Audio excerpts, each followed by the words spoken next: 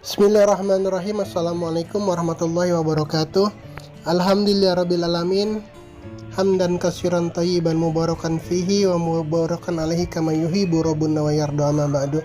Sahabat sejati yang Allah muliakan, semoga hingga kesempatan malam hari ini kita masih diberikan kesehatan lahir dan batin, iman dan Islam, sehingga kita tetap bisa menunaikan salah satu kewajiban kita, yakni saum Ramadan ini. Alhamdulillah, di hari ke-6 ini banyak sekali hikmah yang Allah bukakan untuk dapat kita tafakuri, untuk kita jadikan ibroh, agar kemudian saum kita lebih bermanfaat, lebih berfaedah, lebih bermakna, dan tidak sekedar menunaikan saum dengan menahan lapar dan haus saja. Ada beberapa momen yang sangat indah yang membukakan kesadaran saya di kesempatan hari ini. Yang pertama adalah ketika momen kami berbuka puasa tadi, Allah membukakan kesadaran dengan celoteh dari si bungsu yang dengan riang menyantap hidangan berbuka puasanya.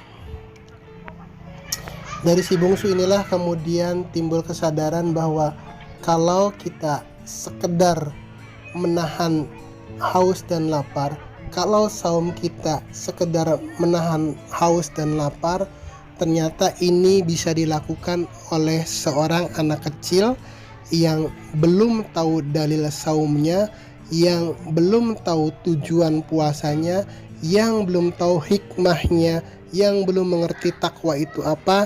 Tapi kalau sekedar menahan lapar dan haus, maka seorang anak kecil yang usianya kurang dari 10 tahun pun sudah 2 tahun ini bisa menjalani saum Ramadan secara penuh. Itu yang pertama. Artinya apa? Artinya kemudian bahwa kita yang mengaku sudah dewasa, kita yang sudah hafal dalil dan ayatnya, kita yang sudah tahu hikmahnya, kita yang sudah paham la'allakum tattaqun itu apa, mestinya saum kita tidak lagi hanya sekedar menahan haus dan lapar. Mestinya ada nilai lebih dari saum kita dibandingkan dengan anak-anak kita yang masih di bawah umur, yang masih di bawah 10 tahun, baru kelas 1 atau kelas 2 SD.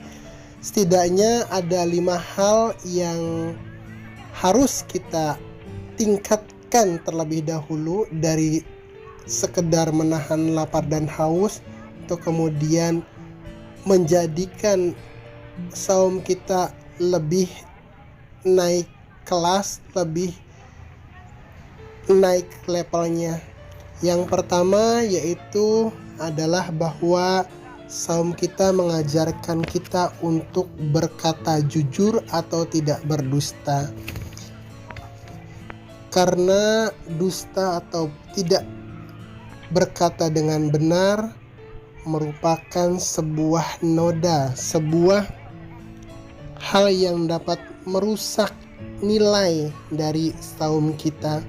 Karenanya selama kita melaksanakan saum ini, kita dilatih untuk berkata jujur, dan sekarang ditambah lagi dengan menulis hal-hal yang jujur, memposting hal-hal yang jujur, memposting hal-hal yang benar. Karena boleh jadi ucapan kita, postingan kita yang tidak didasari dengan fakta itu akan menimbulkan fitnah, akan menimbulkan swasangka, akan menimbulkan salah paham dan lain sebagainya. Yang kedua adalah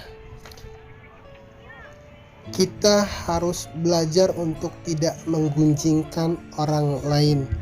Kalau zaman dulu bergunjing hanya dari mulut ke mulut, namun sekarang bergunjing sudah melampaui batas wilayah dan waktu dengan postingan di media sosial.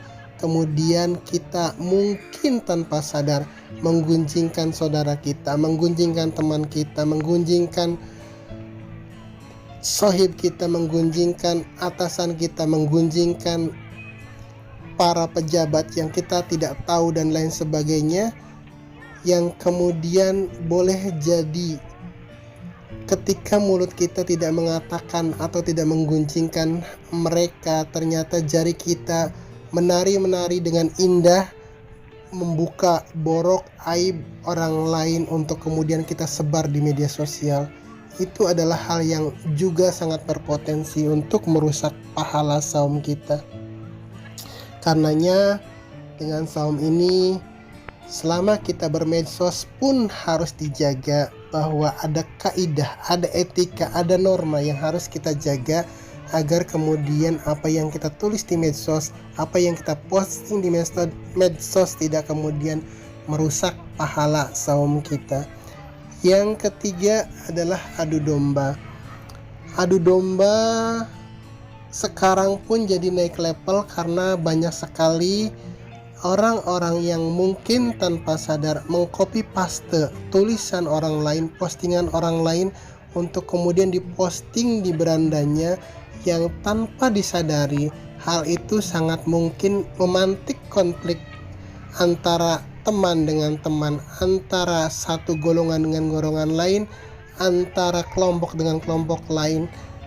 Jadi memang tidak ada kaidah baku apa yang harus kita copy paste, tapi setidaknya selama saum ini kita dilatih untuk tidak serta-merta mengcopy paste tulisan yang kita dapat dari orang lain ke beranda kita, karena boleh jadi ada muatan, ada unsur, ada hal-hal yang lain yang kita tidak tahu motif dari tulisan itu. Karenanya berhati-hatilah, jangan sampai kemudian postingan kita ini menimbulkan konflik di antara kita dengan teman, teman dengan teman, dan lain sebagainya. Selanjutnya adalah bahwa hal yang harus kita latih agar saum kita lebih bernilai, yaitu jangan bersumpah palsu. Saat ini kita sering sekali menemukan orang-orang yang dengan mudah, dengan ringan mengatakan wallahi, demi Allah, untuk satu dan lain tujuan tertentu, kemudian mengatasnamakan Allah untuk sekedar hal-hal yang sepele, hal-hal yang bersifat untuk protek dirinya dari hal-hal yang mungkin sebenarnya tidak harus dilakukan. Tapi ingat bahwa wallahi, demi Allah adalah sebuah perkataan dengan konsekuensi. Ketika kemudian sumpah kita, ucapan kita itu tidak benar, konsekuensinya artinya kita sudah mendiskreditkan Allah untuk kepentingan dan nafsu kita. Selanjutnya adalah menjaga pandangan kita dari pandangan yang bersyahwat. Memang dalam kondisi sekarang ini agak sulit untuk menghindarkan pandangan mata kita dari hal-hal yang subhat, yang bahkan mungkin mengundang syahwat. Tapi setidaknya dengan saum ini kita dilatih untuk segera menyadari ketika kemudian terlihat oleh kita hal-hal yang tidak baik, yang kurang baik, yang mengundang syahwat, segera kita berpaling darinya. Itu 5 hal yang pertama yang mungkin bisa kita tingkatkan. Hal selanjutnya adalah bahwa dalam momen Ramadan ini, dalam momen kita menjalankan ibadah saum Ramadan ini, ada hal yang harus kita jaga, harus kita pelihara, adalah bagaimana kita kemudian mengendalikan iradah kita. Benar bahwa iradah adalah fitrah bagi setiap kita. Setiap manusia memiliki keinginan, diberikan keinginan oleh Allah, yang dengan keinginan itu kemudian manusia tergerak untuk memenuhinya. Keinginan atau rasa lapar akan menggerakkan orang untuk mencari makanan. Keinginan untuk terpenuhinya sandang dan pangan menggerakkan orang untuk bekerja dan berusaha dan lain sebagainya.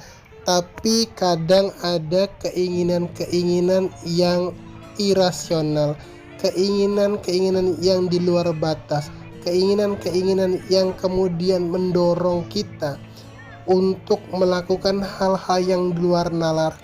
Contoh nyata yang sekarang ini banyak kita temukan adalah bagaimana korupsi terjadi di segala jenjang level dan institusi, bahkan non institusi pun banyak sekali kita mendengar berita-berita yang sangat memprihatinkan bahwa dana bantuan sosial dikorupsi, dana keagamaan dikorupsi, dana pendidikan dikorupsi, kemudian apalagi dana untuk jalan, dana untuk penerangan dan lain sebagainya. Banyak sekali hal-hal yang dilakukan oleh orang yang secara fisik mungkin sedang melaksanakan saum, secara fisik mungkin sedang menahan lapar dan haus, tapi ketika orang tersebut atau kita tidak menyadari ada gerak keinginan yang kemudian mendorong kita melakukan sesuatu yang tidak sewajarnya, itu kemudian tidak terkontrol. Karenanya dengan saum ini mestinya melatih sensitivitas kita, hati kita, kepekaan kita untuk tidak terjebak pada irodah yang di luar nalar kita, yang di luar rasional kita, yang di luar kewajaran, yang kemudian akan mendorong dan menyeret kita melakukan hal-hal yang di luar kewajaran pula. Karenanya puasa atau saum yang kita lakukan bahkan berulang-ulang ini sejatinya melatih agar irodah kita tetap berjalan di koridor yang benar, di rel yang semestinya, yang sesuai dengan aturan, yang sesuai dengan norma, yang sesuai dengan hukum, dan yang terpenting tidak melanggar syariat. Inilah kemudian hal-hal yang harus kita latih, yang harus kita benahi, yang harus kita tingkatkan selama kita menjalankan saum Ramadan. Jadi mudah-mudahan saum Ramadan ini kita tidak hanya menahan lapar dan haus saja, karena kalau seperti itu, kalau hanya menahan lapar dan haus saja, sekali lagi itu bisa dilakukan oleh anak kecil yang usianya 8, 9, 10 tahun, atau orang tua renta yang tinggal tulang belulang pun masih melakukannya, sementara kita yang masih gagah, yang masih memiliki atau dikarunia tubuh sehat, kalau saum kita hanya seperti itu saja, maka kita tidak akan mendapatkan added value dari saum kita. Kita hanya akan berkutat pada kapan kita makan, kapan kita buka, atau kita hanya memindahkan waktu makan kita dari pagi ketika sarapan digeser menjadi waktu sahur, kemudian makan malam kita digeser untuk waktu berbuka. Tidak ada bedanya. Tapi sekarang mudah-mudahan Ramadan ini kita menjadikan Ramadan yang berbeda, yang penuh makna, yang penuh hikmah, sekaligus yang penuh ibroh dan pelajaran, sehingga kemudian kelak insya Allah di 1 Syawal kita benar-benar menjadi manusia yang baru. Billahi taufiq wal hidayah. Wassalamualaikum warahmatullahi wabarakatuh.